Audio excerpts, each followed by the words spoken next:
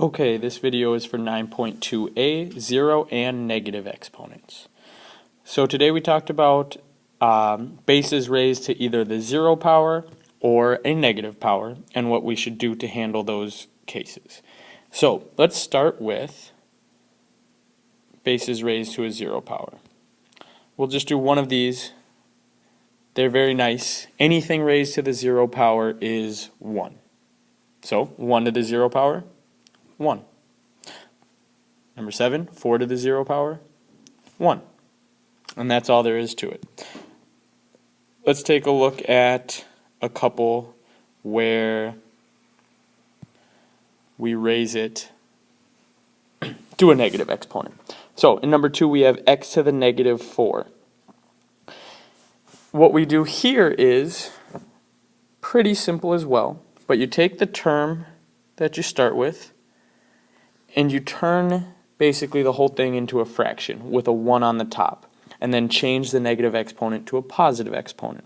What that will look like is this. If we have x to the negative 4, turn it into a fraction with a 1 on the top, and change the exponent to positive. So x to the negative 4 becomes 1 over x to the 4th. Number 5, for instance, same idea applies. 4 to the negative x becomes 1 over 4 to the positive x.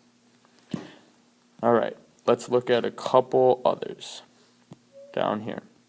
Now, we might have to combine a couple different rules. First, we have a power to a power property. So we're going to have to take our x to the negative 2 and multiply that negative 2 by negative 8 first. So we'll do that first, and then if we have to, we'll deal with negative exponents afterwards. So our base stays the same, and then we just multiply the exponents. Negative 2 times negative 8 is positive 16. So actually on this one, we're already done. We don't have to deal with any more negative exponents. Alright, let's just do 1 or 2 more. Let's take a look at 16. This time we're doing the same thing. X squared, and then we need to multiply that 2 by this negative 8. Power to a power.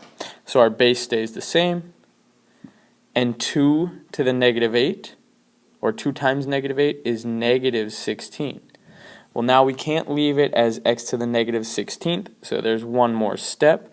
We need to take this term and drop it down into the denominator of a fraction and change that negative 16 to positive 16.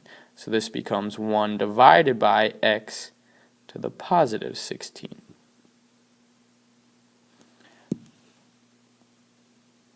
And then finally, let's just do one more just to practice a different property. This time we have two bases that are the same. They're both x, and we're multiplying those terms together, so we need to add our exponents.